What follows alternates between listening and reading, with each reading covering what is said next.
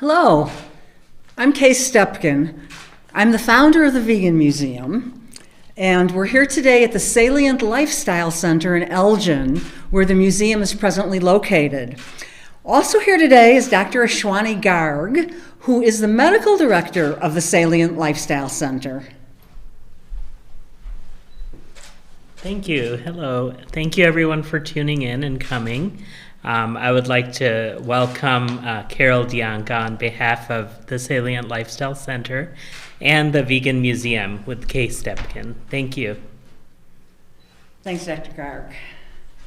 So Carol Dianka is an integrative nutritionist. She's a best-selling author, she's a public speaker, and she's the president of Whole Health Longevity. Her presentations have helped raise awareness among thousands of people about dietary and lifestyle modification. And she has recently been designated as one of the 16 top nutritionists in Chicago by expertise.com. So welcome, Carol. Thank you, Kate. That was so nice of you. I'd like to just spend a minute or two. I'm doing all kinds of things in nutrition these days, but I'd like to spend a minute or two just to tell you about how my interest in nutrition began. And it goes way back. Sometimes the job picks the people, sometimes people pick the job. I remember what really sparked my interest. I was about 14 years old in the school cafeteria at my school, and I opened up my lunch that my mother had prepared for me, and it was a very typical lunch, and the kids around me did not know what that food was. They couldn't identify what I was about to eat. And to me, it was very simple. It was walnuts, and it was dried apricots, and a little cookie that my mother had made for me. And the kids were saying, "Ew, what is that? And what are you eating?" And then I looked around and I saw everybody around me that was eating white bread and cookies in little crinkly bags, and I think even bologna sandwiches. And I thought, and it sparked my interest at that moment. The things that we put into our bodies, whether consciously or unconsciously, and the effect that it has on our health, on our well-being, how we feel, how we go about our lives every day, and we really don't think about it. And immunity is no exception. In fact, lately, in the last year, the topic of immunity, of course, has been on everyone's mind. You know, we want immunity from the virus. And so what we've been told to do is to make sure that we wash our hands, that we wear a mask, you know, that we isolate, that we socially distance, and we do all these things to what? To protect our immunity, to protect ourselves from the COVID virus. And it's not really even only the virus, it's anything that's out there.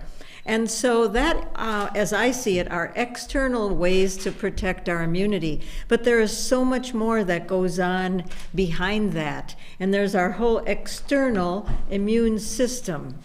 And so let's take just a moment to talk about what the immune system is, because everyone talks about and refers to their immunity and the immune system. And what it is, it's a system of organs that work together to produce the cells, as you can see on the screen, that will fight off foreign substances that enter our bodies. So this immune system, it depends on a very healthy thymus gland, lymph node, spleen, and when we have these organs working properly, they're going to produce the mast cells and the helper cells that will take care of any foreign substances that enter our body. It's sort of like this. You know, we have a good cell going after a bad virus, and it kills it. And so we have that for our immunity that needs to stay strong. We also have some additional helpers. We have mucus that our body forms, and the mucus catches foreign substances. We have mucus in our nose, in our throat, and it's actually part of our immune system. We have also stomach acid, bottom right corner of your slide there, stomach acid that will kill viruses and bacteria, dangerous bacteria. that protects our immunity. We actually have enzymes that are in our sweat glands. When we sweat, when we exercise, or when we walk or sweating, that can actually be part of our immune system. And then, of course, there's our skin. Our skin is the largest organ we have, and it covers us completely and helps to keep us immune. But then there are triggers that happen that triggers our immune system.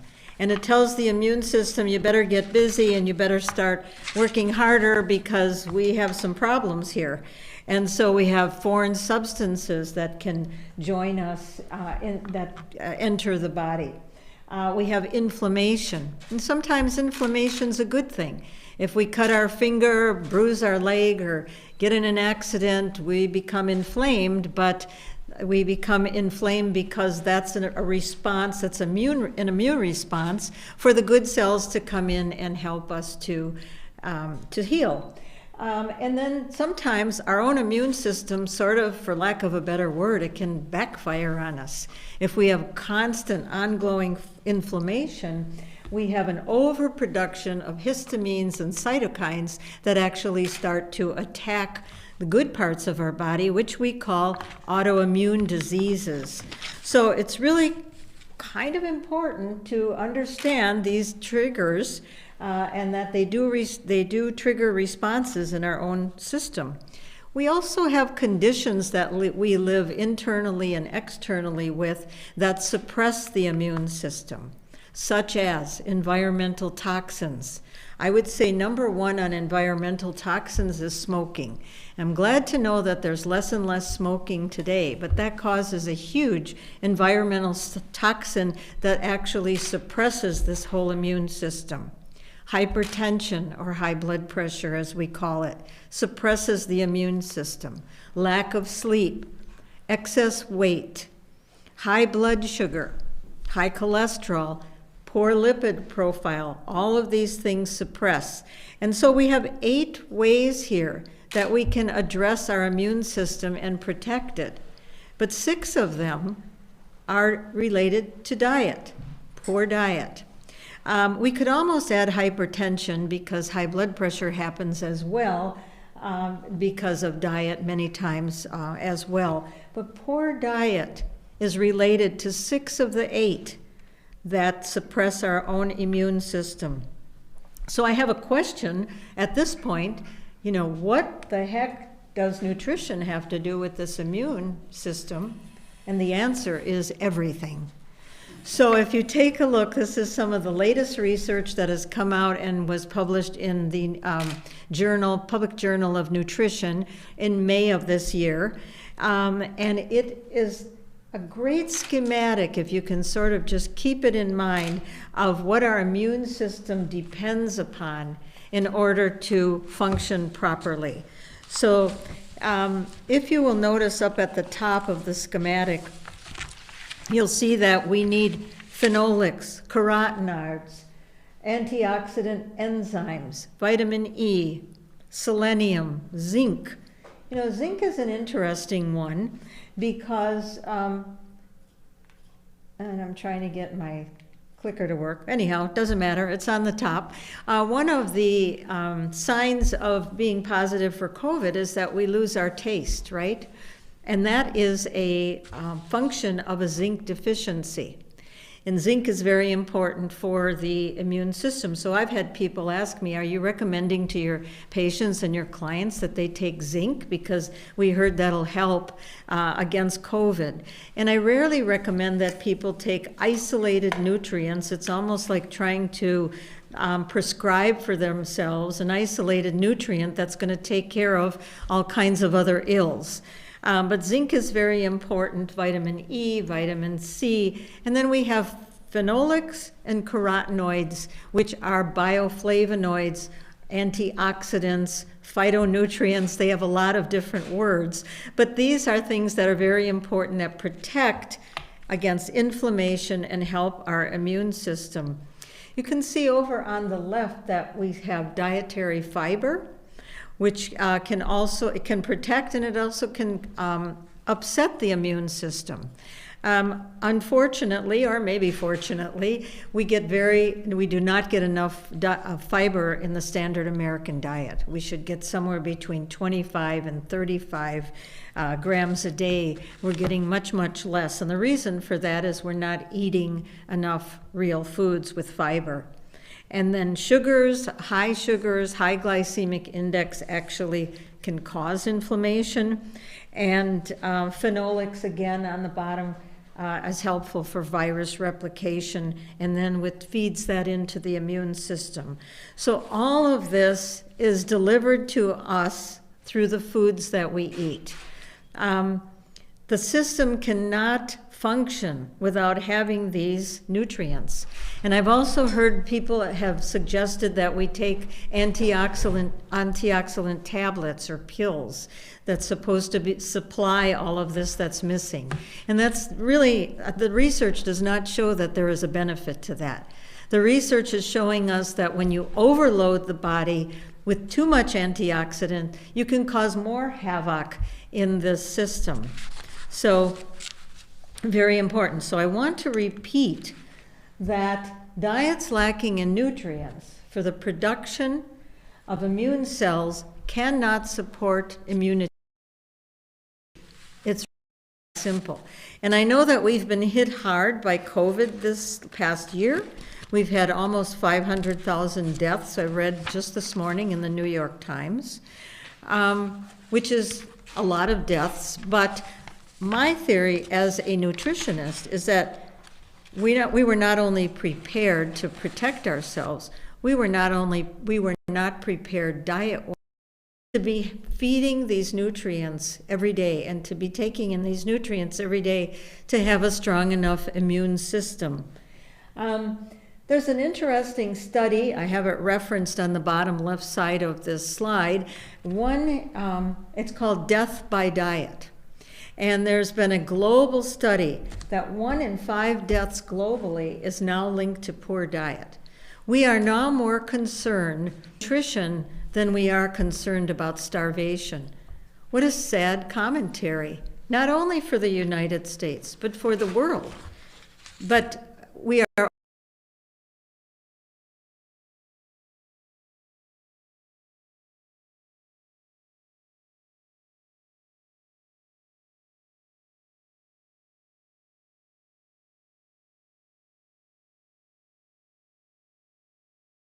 it's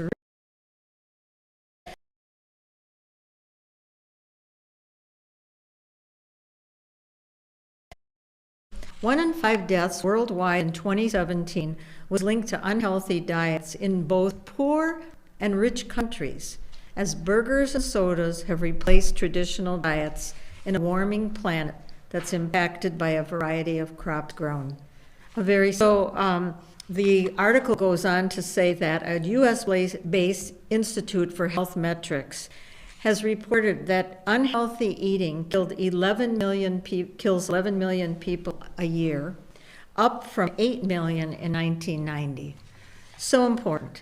And if we go back and we take a look at the schematic, I don't see anything that's referenced there other than plant nutrition. I don't see where it's saying we need to be having dairy, and dairy will help our immune system, or meat or other products that we have had access to. So we need to keep in mind the importance.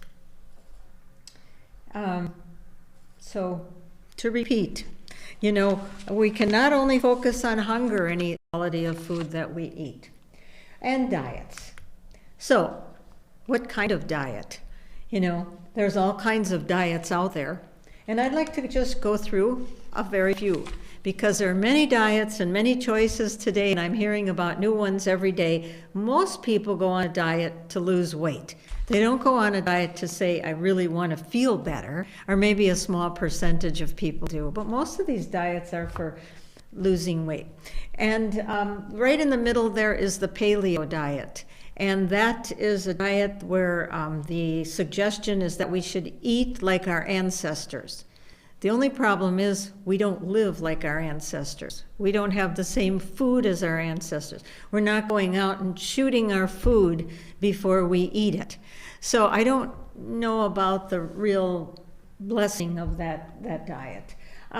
There's the fat-burning diet, which is also the ketogenic diet. And people do lose weight on the ketogenic diet, but the way they do that is they starve themselves of carbohydrates, so the body has to rely on fat for energy, and then it's possible to lose weight. A lot of people have lost weight, but what happens to their lipid profile after a couple of months? You know, they're just eating mostly protein and fatty foods. So that one doesn't really work. There's the juice detox, there's the low carb, there's the I quit sugar diet, the mono diet. I added the all 30 diet because I've had people asking me lately, what about the all 30 diet? And so I had to do a little bit of research on that one. And I think I won't give the brand name, but it's very popular. It's out there in social media all over the place. But I'm very reluctant to, or not as excited about a diet that starts relying on the foods that you have to buy from the company that has the diet. You know, we will never get the nutrients that we need from packaged food or processed food than we do from real food. So not so sure about that. I would say, from doing research on diets for a long, long time, intermittent fasting is the one diet that actually could have some benefit. Because when you really think about it, for human beings to have food, access to food 24 hours a day, 7 days a week, without end, that's a very unnormal way of eating for human beings. Human beings used to go out and have to forage for their food. They used to have to shoot their food, and then maybe they wouldn't eat again for another day or two. And so the 3 meals a day, I guess it works for industrial countries where people have to be on this constant treadmill of work and eat and work and eat, but it's not something that's normally normal. So I have told my patients and clients that it's not a bad idea once in a while. Reserve 6 or 8 hours a day to eat, and then don't eat the rest of the day. Give your body a rest. Unless you have a medical condition that relies on, you know, many little meals or snacks to keep your blood sugar level. I'm not prescribing, but intermittent fasting does have some benefit, and I have some clients that could not lose weight in any other way, but did find this one to be useful. I would say it's a more normal way of eating. Every organized religion has a fast, right? And that's from way back.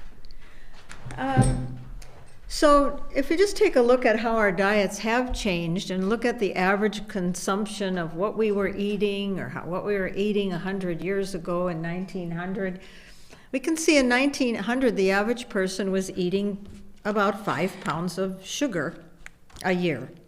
And the next is soft drinks. There really weren't any soft drinks. About 4 pounds of oils a year. 2 pounds of cheese. Cheese was kind of a condiment that would get sprinkled on food. And about 140 pounds of meat. We were an agricultural society. Homegrown produce was about 131 pounds annual consumption of average person. So I like to ask groups when I'm giving a presentation, where was all the food before 1950 or before 1940? Before we had the Jewel Osco and the Mariano and the Whole Foods and all these mega stores, where did people get their food? Because this didn't exist. Well, they got their food because from their backyard, from their gardens, from the farmers' markets, right? They were fermenting food. They were putting food up for the winter. They were preserving foods in ways that they could so that they could eat all year. Now we have over 300,000 foods in any grocery store. And marketing companies that market this food know that they have about 12 seconds to get our interest and to buy these foods.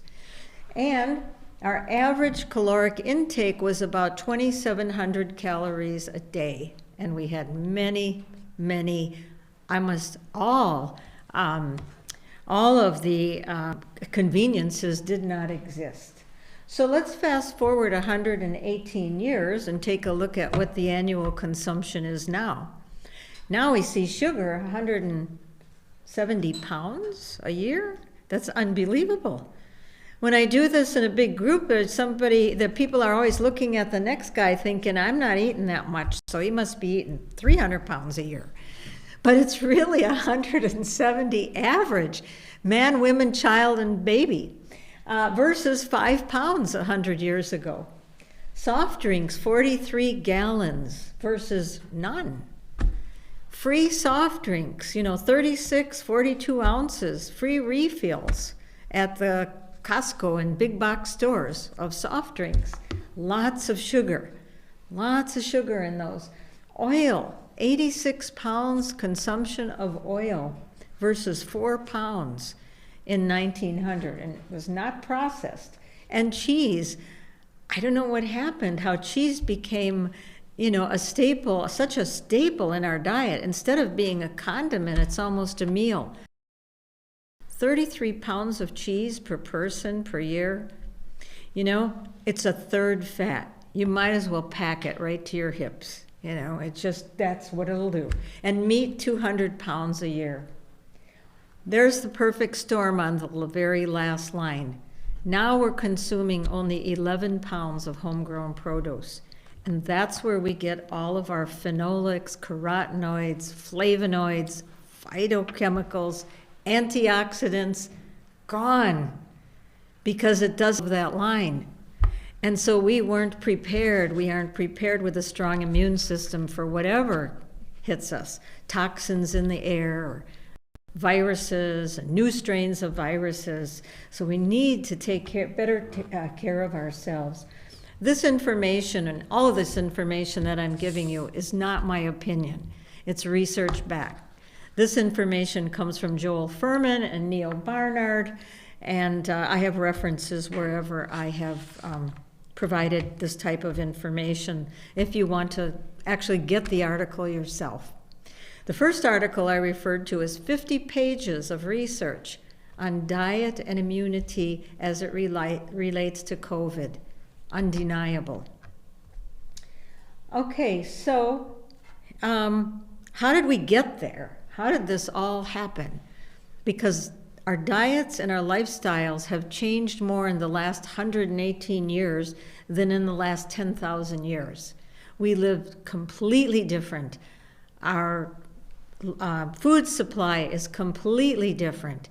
We have changed so fast, but we have the same ancient metabolic systems. And so it's just wreaking havoc. This is one of the reasons we got so messed up. We have 10 major food companies that produce 90% of our food in the grocery store in boxes. And when I say produced. It's from the wrong plant.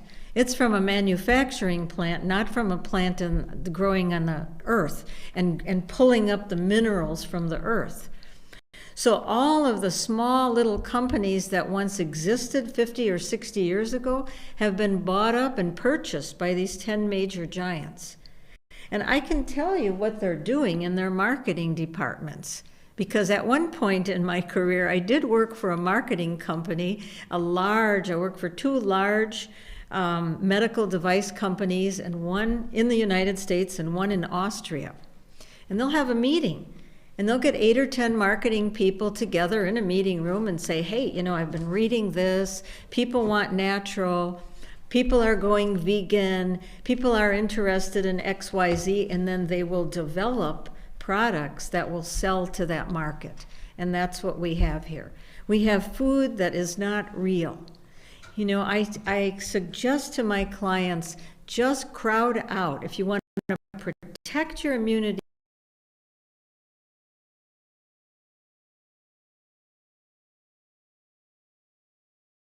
cooked and ate. We didn't have to be a scientist to read a label. There were no labels. Before 1940, there were no labels on the food.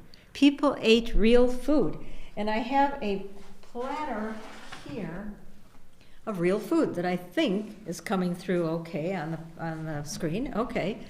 And when you get these colors, look at this. It's just gorgeous. These things do not have a label. This is real food. So I try to tell people, just go in the produce department where there's no labels on food, and you'll get the whole thing. So there's no sense in trying to buy antioxidants that come from these foods. It's better just to buy them and eat them.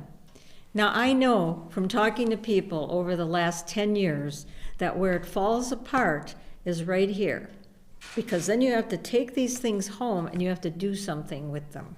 They don't come from a box. They can't order them at a restaurant. You know, they don't show up on your plate. Oh gosh, I think I'm moving my slides. But you know, you'll never go wrong. We have yellow, orange, yellow.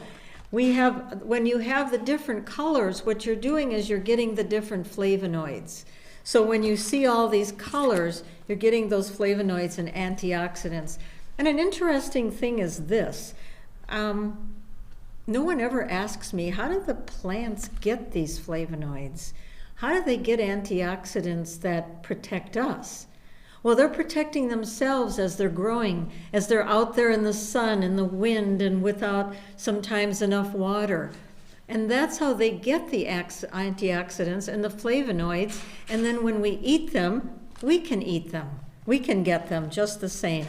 So also what I suggest is get your money's worth when you go to the grocery store. If you're going to buy an apple, buy the reddest apple or the purest green apple so that you're getting those flavonoids. Buy some nice orange colored citrus fruits. This is a great snack in the winter time. We're snacking on oranges like crazy. They have fiber. They have vitamin C. Red onion. Use a red onion instead of a white, although white onions do have their benefit. You know, I make eggplant non-meat meatballs that are so delicious. It's so delicious that the possibility. I invited my clients into our home, and I had cooking classes twice a month in the spring and summer and fall. And I would show people, because I've had people say to me, I believe you, I'd like to eat like this, but I don't know how to do it because we have forgotten. We have left our kitchens, we have left our gardens, and we had a lot of fun. And I learned a lot from people coming in. So after about 5 years of that, I couldn't do it anymore in the house. I rented a commercial kitchen, but I took all those recipes and I compiled them into a cookbook. Real Food for Healthy People. So there's 84 recipes that someone can use. There's no sugar, there's no animal product, there's no small amount of minimal oil, no gluten, and the foods are delicious. I call my foods Mediterranean-inspired whole food, plant-based. And I see I'm slides now, so let's get back to there we go. Before my platter moved my slides. So we need to be aware of this slick marketing. Every food manufacturer that sells to children has at least a $10 or million budget for marketing to children. To marketing foods in a box with their favorite characters on the box, so that when the mother is pushing them through the grocery store in the cart, that these boxes are eye level and the child's already saying, I want this or I want that, just before they can even read. Another sad commentary. Because of that, I published a book last year, Real Food for Healthy Children. And one of the chapters in it talks about how sad that food cultures are also going away. That all these ancient food cultures that really do have benefit are changing dramatically in one generation once a family moves to another country that eats as though we do. So I say this even for vegans and vegetarians, to be careful, because just to say I'm vegan, I always say I'm whole food plant-based, because just to say that we're vegan doesn't always cover it all. And I have a couple of examples here. Here's some slick marketing: plant-based, dairy-free, non-GMO, crispy chicken. Tastes like chicken, I guess. And there's the label to the right. So I don't think just to say that, I'm vegan or vegetarian, we still have to be very careful, because these wizards of marketing have come up with these things. Here's another one, made with plants. It shows you how they know that this movement has taken off, that people do not want to have the chronic illnesses that we've been suffering from. So made with plants, but look at the ingredients. Seasoned plant protein portion, vegan fibers with water. Pea protein, by the way, isn't a bad protein. I usually recommend it if somebody wants a protein, add protein. I think we're way over focused on protein, but anyhow. Canola oil, sodium alginate, citrus fiber, calcium chloride, bamboo fiber, dried egg white. Made with plants? Dried egg white? Okay. It didn't say they don't say they're not mixing it. Torula yeast, onion powder, sodium bicarbonate, spices, may contain milk. So we need to be careful. There's one last, and I think this is really marketing wizardry, and this is the one with the oat milk and the actually nut milks, and non-dairy milks have become so very popular, but we need to read the labels. The only one that I have been able to find that I use is a soy milk that I buy, which is just soy and water. But if you turn the label on turn around and look at the label like this one, we have rapeseed oil, calcium carbonate, vitamin D2. D3 is really the one that is more active. Potassium iodate. I don't know what lifestyle additives are. And they say it's suitable for vegans.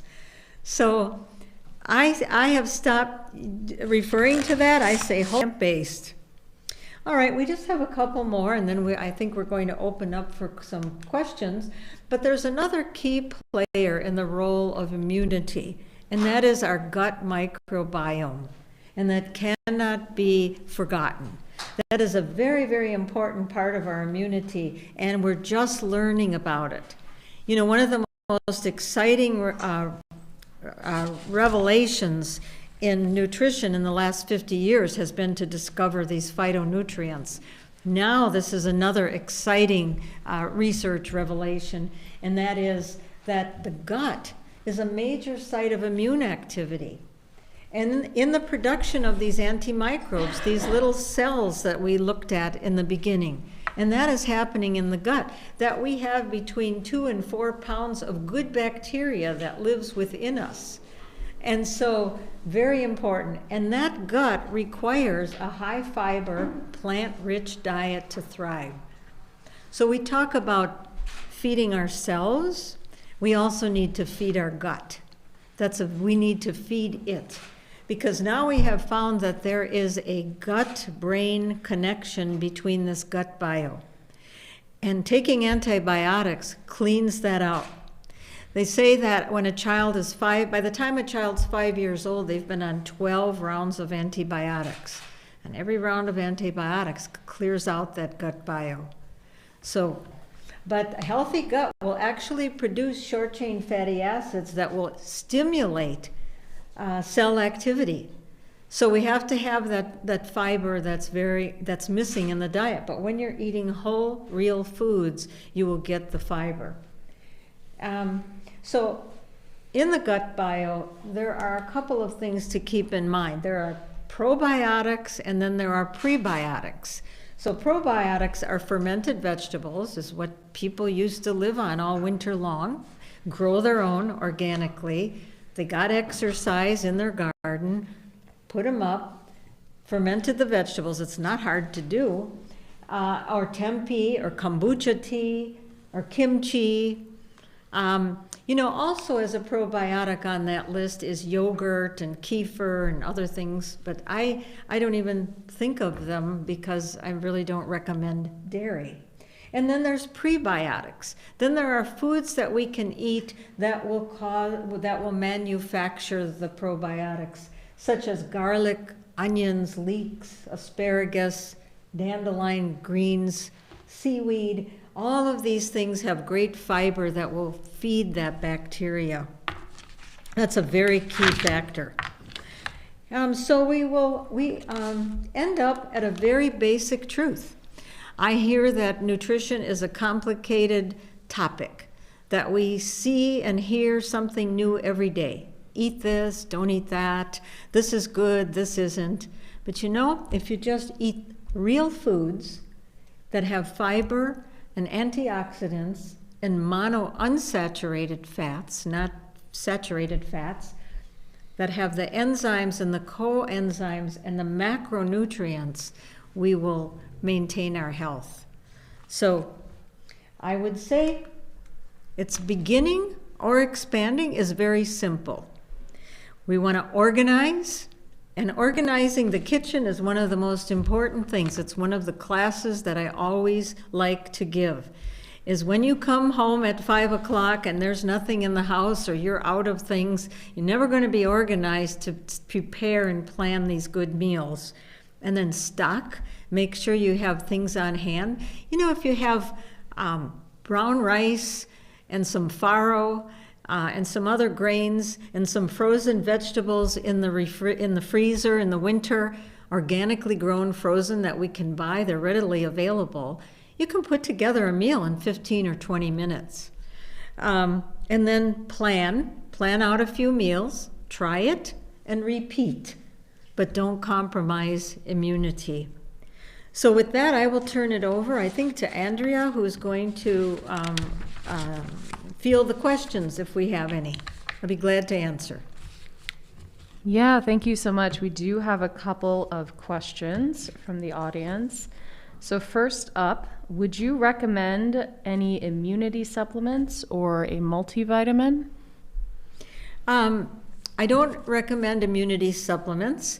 I do recommend vitamin D because we are all deficient in it, most likely. Our range, if you look on your lab results and see if you're between 30 and 100 on your range. If you're below 30, need vitamin D. Vitamin D, again, we know is very good for the immune system, and I've been reading a lot of research how important it is to fight off virus and COVID. B12, if you're not eating animal products. And then, there could be some things in between. When I say vitamin D, I should back up D3 and K2 together, which is good for the bones. But I don't recommend relying on food supplements or vitamin pills to get what we need. And I'll tell you why. When we buy something like that, what we're getting is the isolated factor. We're getting isolated vitamin E or C or A. And we don't know all the additional coenzymes and cofactors that need to go with that nutrient in order for our body to use it. In other words, to make it bioavailable for our health. So when you buy these things, you're almost just using it to self-prescribe and try to think it works. I mean, if you can find a natural vitamin and mineral supplement to augment things, but I wouldn't rely on it. And I'm glad you mentioned vitamin D because that was actually somebody else's question. So thank you for covering that. Mm-hmm. Another question here. Would you advocate for a gluten-free diet? Actually, I don't advocate for a gluten-free diet. Unless someone has a gluten intolerance, then they need a gluten-free diet. But the statistics say that it's less than 1% of people that have gluten-free issues. However, when people get off gluten, what are they removing from their diet? Cakes, cookies, white flour, pizza crusts, all of that, and so they feel better. So if that's what it takes, then a gluten-free diet is great. My recipes are naturally gluten-free because I find other things more interesting than using wheat. And the truth is, our wheat has been overprocessed, genetically engineered. I'll tell you what I was really concerned with when the pandemic hit, and went to the grocery store, went to several grocery stores, and saw all the flour was gone from the shelves. No flour, no yeast. I thought, oh my gosh. At first I thought, people are cooking at home, this is good. And then I thought, people are making cakes and cookies and comfort foods, and this is not good. And so, white flour has absolutely no nutrients in it. Mm-hmm. And so chickpea flour and quinoa and other things, you can make your own oat flour in 2 seconds in your own kitchen by putting oats in a little brand new coffee grinder.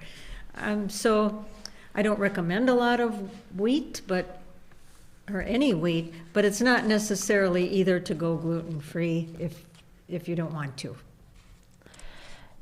Is there any truth to the thought that vitamin C helps immunity, helps prevent you from getting the flu?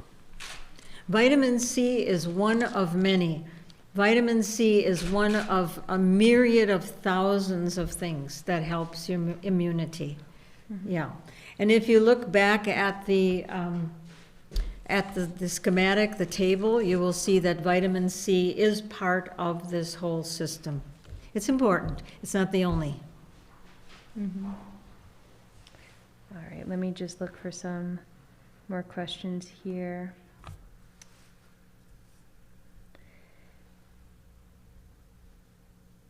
So a plant-based diet can reduce some of the risk factors for developing serious complications from COVID-19. At the moment, is there any research that a plant-based diet alone can reduce your risk of contracting COVID-19? Is there any research showing it reduce contracting it? Well, actually, in an indirect way, that answer is yes, because when you have a strong immune system with a plant-based diet, you're building the cells and the specialized cells that will go after foreign substances, including COVID. What is the worst food for your immunity? Oh, do I have to answer that one? The worst food. Well, I can think of two. The most difficult to digest is pork, and I would say any live animal. Mm. And I could almost become an activist on this. I don't want to get too crazy. I do belong to the Union of Concerned Scientists about what this is doing to raise animals and feed us. But anyone that prefers a high animal diet might want to give some thought that aside from everything else, aside from the environment and anything else, that the general population that eats like that is also eating the hormones and the antibiotics that these animals are given. That they are fattened up within 8 or 9 months so they can go to market instead of 2 years. And that residue is in this food. In addition to that, there's just too much definitive research over the last 20 years that the saturated fat is not good, it's causing disease. In fact, 5 of the 10 top causes of death are diet related. And we heard earlier that 11 million people have died due to the wrong diet in 2017. That's All right. my answer. Thank you. We have 2 final questions here. Let's see. What 5 foods are suggested to consume daily to optimize your immunity? What 5 foods? Wow. I would say take 5 foods from the colorful category. I would say, any of what I had. 5 foods. Something with fiber. So that would be, you could say, eggplant. Something with a red color, that would be red pepper. An avocado, which would give you some good monounsaturated fat. Love them. Creamy, you can do all kinds of things with them. Something that's extremely high fiber, like a whole grain intact, meaning not ground, but a whole grain intact. Like, quinoa is actually a seed, but we call it a grain. Maybe farro if you do eat gluten. And water. Make sure you're hydrated. So I can tell you what I ate today. I got up and I had one of my little banana oatmeal muffins that I make, and I make a couple pans of them and I put them in the freezer. I put 3 at a time in a little bag and freeze them. That has blueberries and walnuts and flaxseed and chia seed, an oatmeal, and they're easy to make. I think I have that recipe on my website. By the way, I have hundreds of free recipes on my website if anyone's interested. And then I had an orange for some citrus and some fiber. Then I was a little hungry at lunchtime, and so I had an apple with some almond butter. And tonight, I would love to have a big pan of roasted vegetables. So It sounds delicious. thank you. All right, so I'm going to wrap 2 questions into one, and this is going to be our final question. Okay. So, are raw organic cashews good for you? And is there such a thing as too much fiber? There is such a thing as too much fiber. Sure. There's such a thing as too much of anything. So we're supposed to have 25 to 30 grams. If you're eating 60 grams of fiber every day, that does upset the immune system. It's on the schematic. So, and what was the first question again? Are raw organic cashews good for you? Raw organic cashews. Sure, but they have a lot of calories and they do have fat, so they're good in small amounts. I love soaking cashews and then using them in many, many ways. I make a creamy fettuccine using cashews that I've put in my Vitamix that have been soaked, and it makes a beautiful creamy, and I'll put a little bit of my soy milk in there, toss it with some nice pasta. It's delicious. Add some mushrooms. The ideas are just unlimited for eating like this. So yes, they're good for you. It's one of many things. Nuts are good, seeds are good, flax is good. Chia seeds, you can put chia seeds in all kinds of things. You get great fiber. Nuts, seeds, grains intact, fruits, vegetables of all the colors. You've got it covered. Thank you so much. So we have quite an active comment section. Could you tell us the name of your cookbook and how people can get in touch with you if they have other questions? Yeah, I brought a cookbook or 2. I wonder if somebody could get me one. There should be a bag of them. Maybe it's in here. So just hold on for a moment. Other bag. There. And I have the children's one too. I also will mention, thank you, Kate. I also will mention that I'm putting my cooking classes online. I have a free class right now, a mini course, and I have one that's going to be coming up that's a complete cooking class online with me in my kitchen explaining and demoing. So to answer the question, this is the first cookbook, Real Food for Healthy People. It's available on Amazon or on my website. And then this is the other one, Real Foods for Infants and Toddlers. And my friend from who was born and raised in Italy, provided the recipes for this, and I have a pediatrician who wrote a small chapter as well on this book. But this is great because good nutrition, and I'm glad this topic came up, good nutrition needs to start in the womb if possible.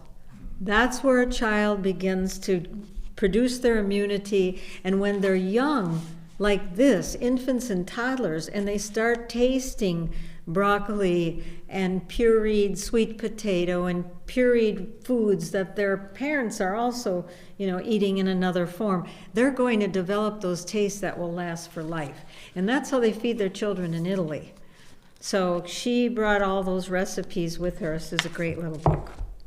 Perfect. And what's your website? How can they keep in touch with you? Oh, my website, I'm going to go back. My website used to be Food Not Meds, but I've expanded in so many areas. It's not just about food, it's about lifestyle. The website is Whole Health Longevity because it's also a lifestyle and diet. That's how I started taking people to Italy, because I had clients that would come to me and they were trying to eat well and they were doing a pretty good job, but they had no idea how to manage their lifestyle. They were on a treadmill for 2 hours in the morning and going to restaurants and so forth. So, except for last year, I was taking small groups of 20 people to Italy, and I'll do it again this year. But Whole Health Longevity, healthful solutions that work, not just quick fixes that don't last. And the Nutritionist Kitchen is also, there's a tab for it on my website for the classes that I'm going to be offering. Thank you so much. You're welcome. Anything else? Are we going to close up?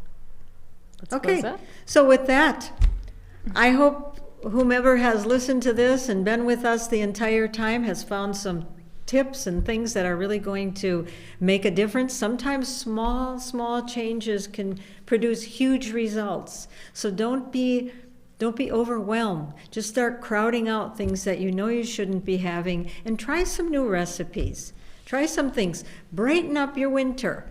Emerge into spring without COVID and without, maybe feeling a little bit better and more energetic. So unless anyone else has comments, I'm going to close this out. All right. Thank you, everyone. Thank you. You're welcome.